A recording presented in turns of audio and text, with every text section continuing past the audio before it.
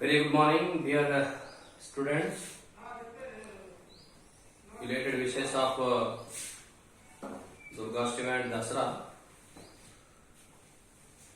Coming to the topic, we are in control and coordination.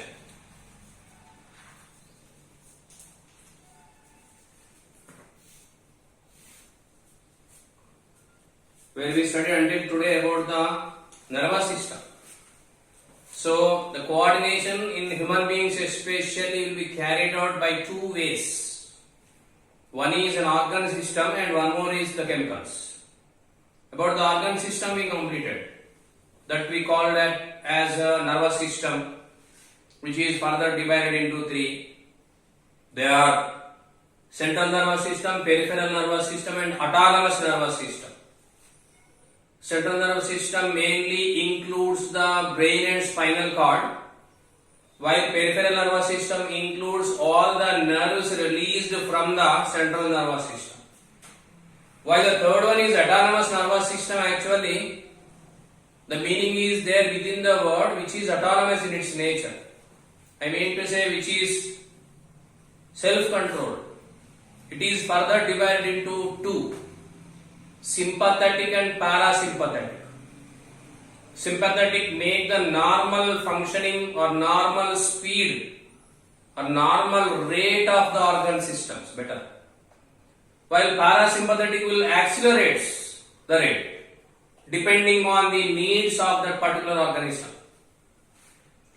Question to the scientist is, only this organ system that is called as nervous system is there or anything else? This anything else is making the development, remember, in the life. That is why I am asking you, even you to think in that way. Anything else. That is the basic reason for the development in any field.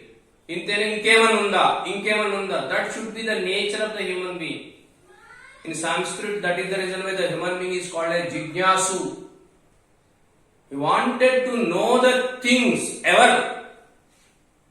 It's like a rose gentamo. As we are eating every day, we have to try to know every day. That is why Vivekananda said that every human being should be a student. Then only they will become the basic reason for the development. The same question occurred as far as the nervous system is concerned. Is nervous system or anything else? Yes.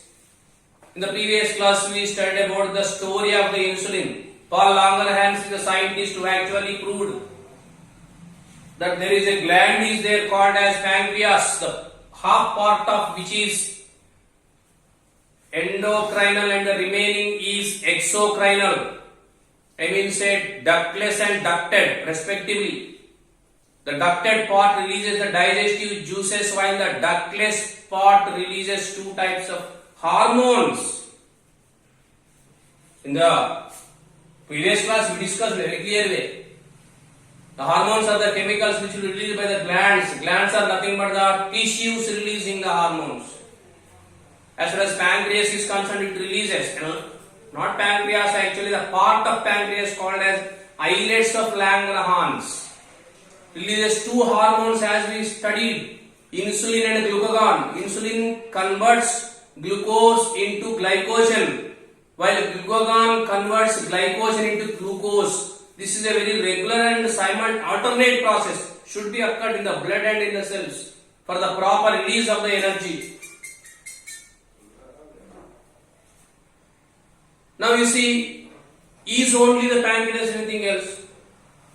When they found, even just day before yesterday also, within I think last week, they found that apart from salivary gland, there is even one more gland is there in the mouth. It is not yet named. Just last week, what I want to say is, such glands are there in the human body. They are releasing the chemicals, and these chemicals, which is released in very smaller quantities, that is in 0.1, 0.01 ml, they are regulating big things. Let us see such glands which are there in our body. Already one gland we studied, I will write it as islets of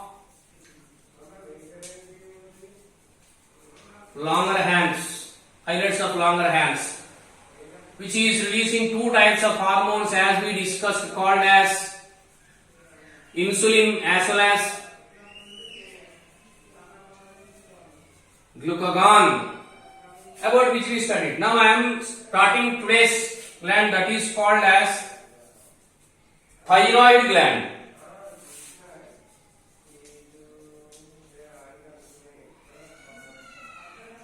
Dear students, I once again repeat that all these glands are endocrinal glands. Why I am calling endocrine? Because they are all the ductless glands. Ductless glands. They are having no duct. Sir, then how the secretions, these glands will be transported to the needed parts? Blood carries. Blood. So you see,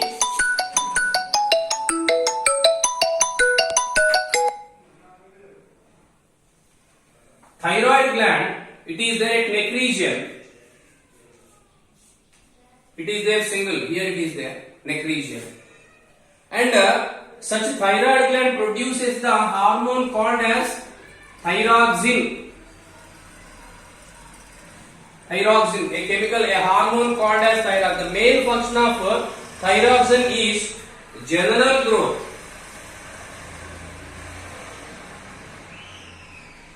And metabolic activity.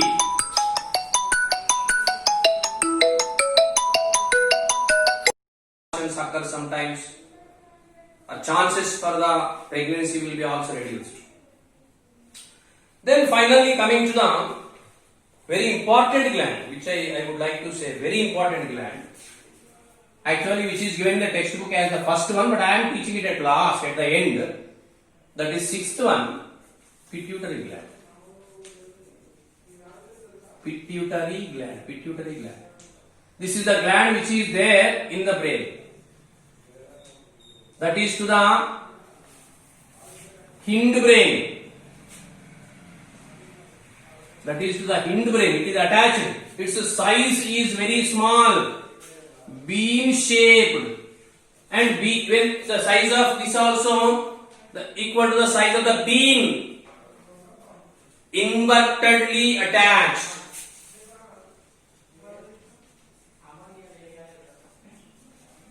Invertedly attached to the brain. Most important gland. Smallest gland among the endocrinal system.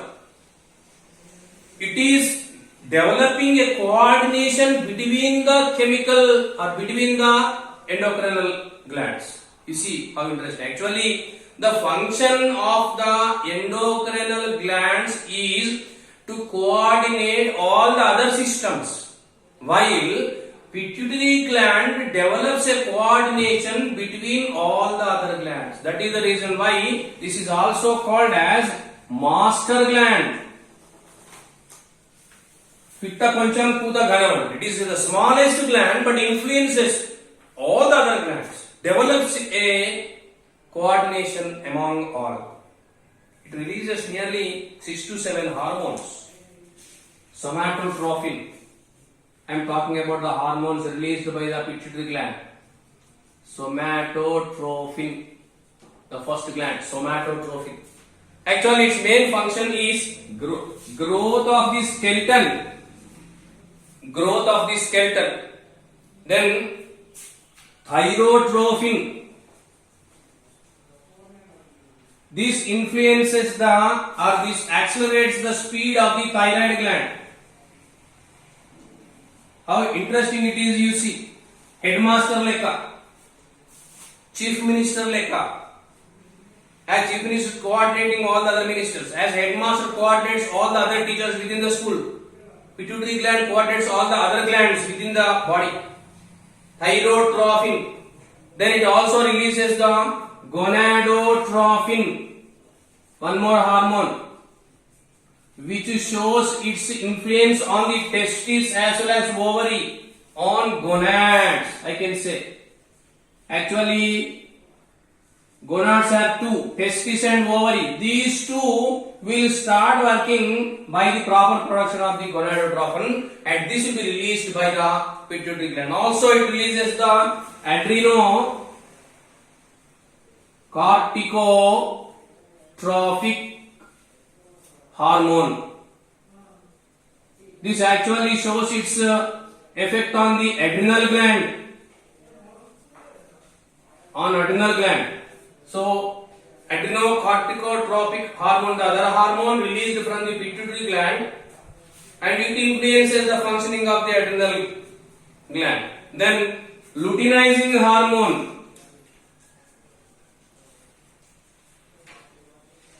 This actually works on the ovaries, the proper functioning of the ovaries, production of the ova, starting of the menstrual cycle, secretion of the ova, proper development of the ovarian follicle.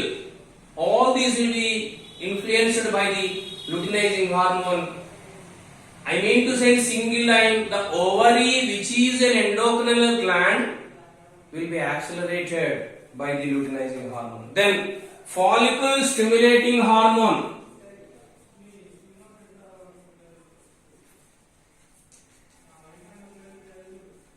Same again, it also on gonads. It also influences or accelerates the functioning of the gonads. And finally, vasopressin. Vasopressin is the hormone which works on the functioning of the kidneys. Gamaninchandi. Actually, adrenal glands are there on the kidneys, but they won't influence the kidneys. While vasopressin or the pituitary gland is there in the brain, but its production called as vasopressin will influence the functioning of the kidneys. మీరు అందుకే చూడండి, very interesting. I say once again, I cannot teach without this statement that human body is miracle machine.